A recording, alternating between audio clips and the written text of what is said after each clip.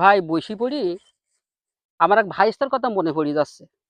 ভাইস্তা থাকে মালয়েশিয়ায়। তা কিছুদিন আগে দেশে আসলো। দেশে আসি আমার সাথে বসে গল্প করছে।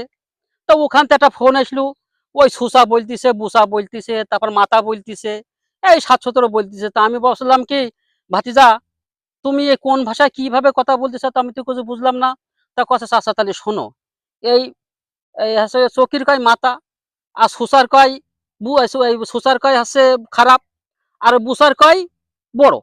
তো বড় মানে কি, আমরা তো সেই ভাষায় বলি যে বুসা আছে যার গলা নেই ওইটাই বুসা, আর সুসা মানে তো পানি খরচ করা। তা আমি বসলাম, তো এই ভাষা কি করে হয়, সব তো আমাদের দেশের ভাষা নকল করিছে। তা বলি চাচা তুমি জানো না, ওই সময় ও দেশের প্রেসিডেন্ট ছিল টেঙ্কো আব্দুর রহমান, আর আমাদের দেশে ছিল শেখ মুজিবুর রহমান। তা আমাদের দেশে ও আসছিল বেড়াতি ভাষা নেবে, তাই তো ওই ভাষা মুজিবুর রহমান ওকে ভাষা শিখুই ও বাড়ি যাতে যাতে তোর মনে নেই, তাই সে উল্টো পাল্টা করে ফেলাইলো। তা দেখো না ওগি দেশে কোনো নিজস্ব কোনো বর্ণমালা নেই, শুধু ওই ইংরাজিতে লেখে।